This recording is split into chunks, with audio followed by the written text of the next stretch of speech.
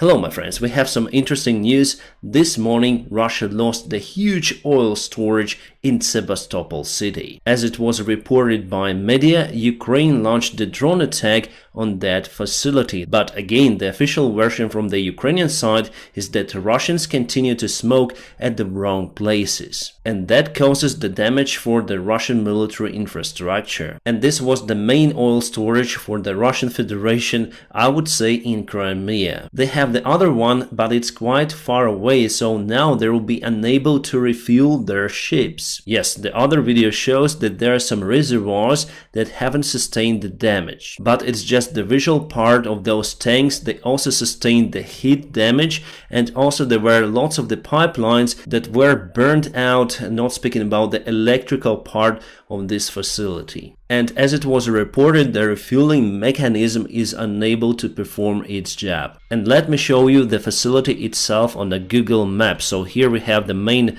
harbor over here, and this is the Kazacha Bay. We have the airfield over there, it's not very large, and this is the main oil facility, which is a little further compared to the main harbor, so ships go there and refuel. Also, there's the railroad coming from this facility, and Russia refueled their ships using those big tankers on the railroads. Or they basically dock over here for the refueling of the ships. From the video, I may say that the majority of those tanks were completely demolished. About those 6 big tanks on the south, it's the big question whether they were damaged or not. The second storage that they have is located in Kerch itself, so there are some tanks as well, and they were building more. But it is really far away from the Russian Marine fleet, which is based in Sevastopol. And we all know that the Kerch bridge was cut and Russia is unable to fix the railroad connection with their mainland. It means that they simply cannot provide the good fuel supplies for their marine fleet in Sevastopol using the railroad. There are 2 alternatives for them: to use the public road across the Kerch bridge, which is the simple road, and they can only send the lorries refueling trucks, but those are not enough to refuel the ships. Or they can try to cross the Kerch channel using the ferries, but it is not optimum because it depends on the weather really, and sometimes ferries cannot travel for many days. So today's interesting firework in Sevastopol totally ruined the supplies for the Russian Marine fleet in that bay, in that harbor, it's better to say. About the attack direction, it could have been conducted from the sea over here, from the air obviously. Russia put their defense, but it seems like they were not ready for this sort of the attack. And they claim that it wasn't the Ukrainian-made drone, it was the China-made drone. As you can see, China in some way supports Ukraine. Still, I think that Russia may have some additional refueling facilities in Sevastopol, but those will be not enough in a long-term perspective. It is very important for Ukraine because Russia uses their military ships to attack Ukrainian civilian infrastructure. And I guess we'll see many more of those cases in Sevastopol and on many Russian bases in Crimea and on occupied territories. Alright, one more case, this time on the Russian ammunition facility, but before we go to it, let me tell you about the sponsor and the partner of my channel, the Atlas VPN. They've decided to make a huge deal especially for my subscribers and viewers, and this time it's just $170 per month with 6 months for free, and totally you'll have 85% of discount. It is the outstanding discount for my followers because they have it just for the Black Fridays or for the Christmas deals. But today you can easily get the best VPN out there, and let me tell you why I think that it's the best one. You may hear that English is not my native language, so I constantly studied. How I study, I just basically watch the Netflix series, and some of them are not available in my country. That is why I switch on the Atlas VPN to watch my favorite series. With Atlas VPN, you simply don't have any limits or any kind of restrictions. Atlas VPN may help you to avoid the price discrimination, so by changing your virtual location, you may purchase, for example, airline tickets with a great discount. Atlas VPN is blocking unknown ads, it restricts the government access to your accounts, and also you are unreachable for hackers. awesome. So please follow my personal link in the video description just below, and you'll have the Atlas VPN Premium for astonishing $170 per month plus 6 months for free, and totally you have 85% of discount. This is the outstanding deal, especially for my followers. So this is the place in the Perm city of Russia where they produce the artillery shells and the rocket shells. The fire is not very significant, but still it looks interesting. The more the Russians smoke at the wrong places, the better it is for the Ukrainian army. Obviously, the production of the shells will stop at that particular factory for unknown period. Alright, we have martyrs on the training. Those were filmed in Ukraine. We have the long column of them, that we have the same pyramids as Russia uses in their defense lines.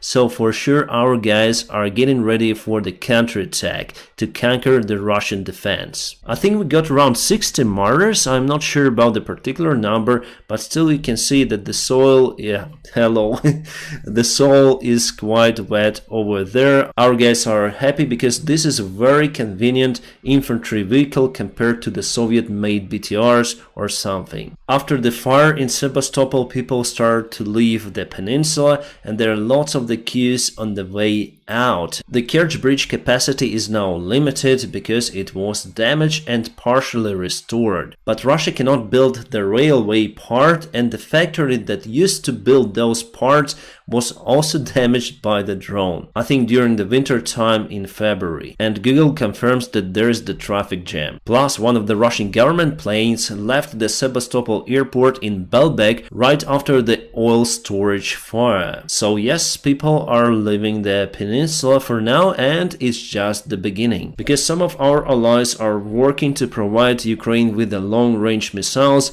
up to 300 kilometers. They've created a special fund, it calls the Defense 24, and the United Kingdom is leading with that help for Ukraine. Also, there are other countries that participate that deal, but the major help comes from the UK. So now they're working on the optimum solution to support Ukraine with. For sure, those will not be the ATACMS rockets, but there are many alternates. And it seems like the South Korea have decided to supply the ammunition to Ukraine because they continue to speak about it. They say that they are looking at the situation and also looking for the possible variants to supply Ukraine with. Right, it seems like we have some sort of the confirmation from our military intelligence that it was really the drone. At least this image shows that it was the drone out there, probably the second one, because you have the data, the altitude, probably the speed, and the GPS signal, which is quite weak.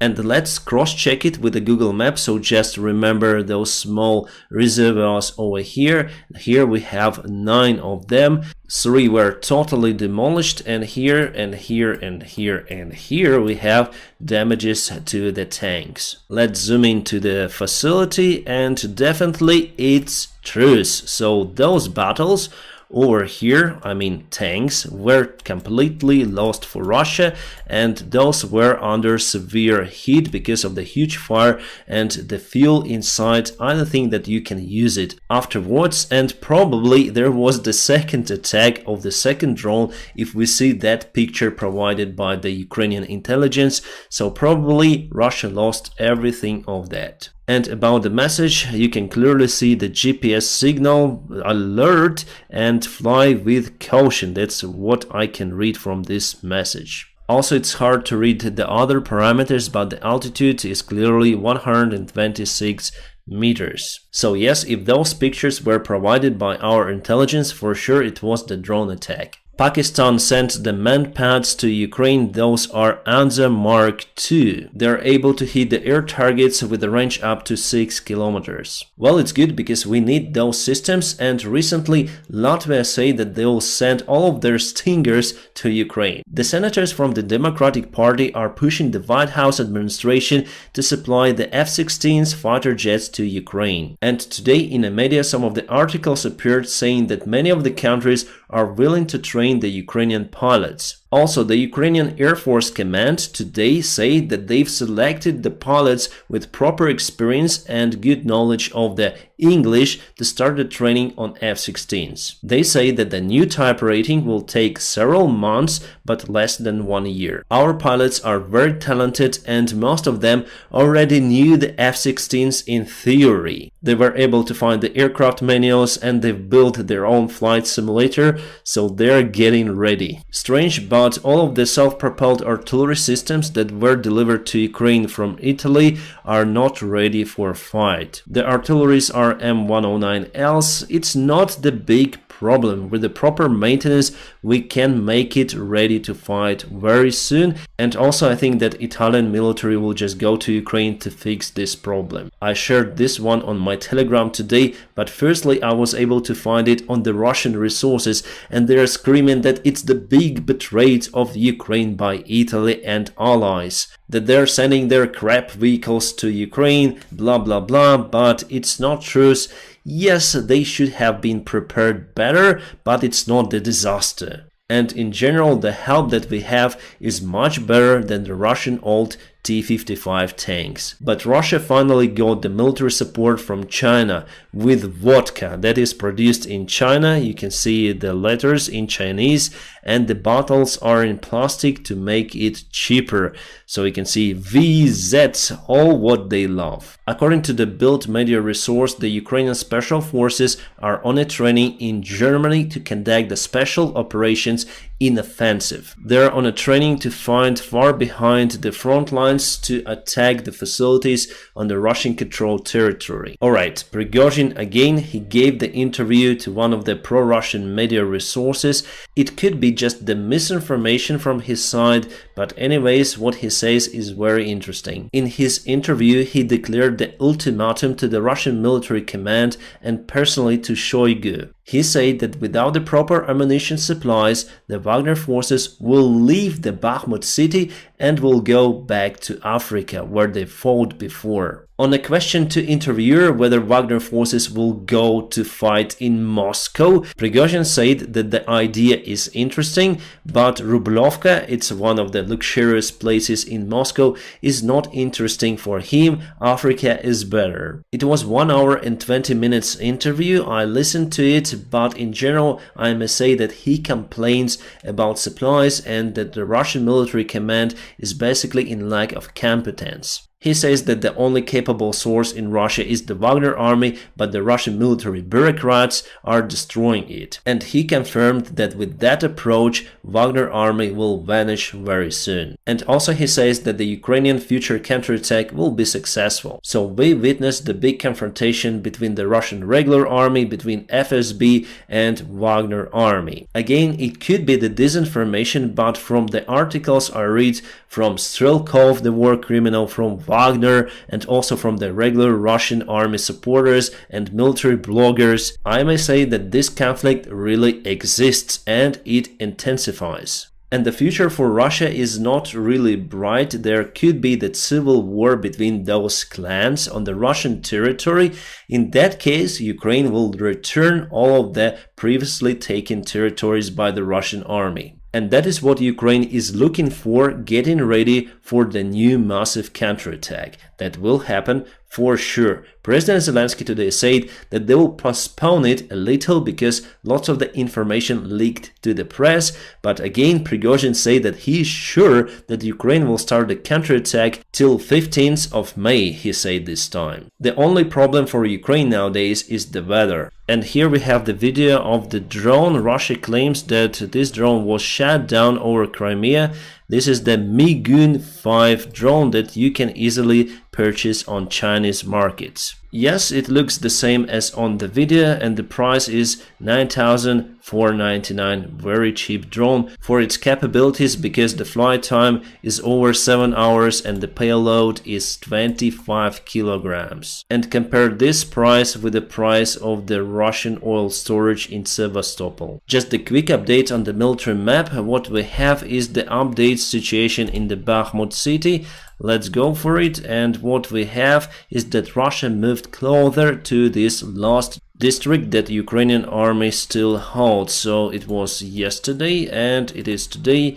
So they've took those buildings recently. As Prigozhin said in his interview, Wagner's moved by 130 meters. But for sure it's the last success for the Wagners, and maybe Ukraine will go on a counterattack in Bakhmut as well. It depends on the situation and supplies. But still, unfortunately, I expect this city to be occupied fully by the Russian forces in May. But finally, we're gonna liberate everything. So my friends, now press the like to this video, and please don't forget to check my personal link in the video description below for the Atlas VPN Premium. Today you may have it for just $170 per month with the 6 months for free, and together it's 85% of discount. It's astonishing, outstanding deal that is only available for my followers. My friends, I wish you all a peaceful sky wherever you are, and have a great time.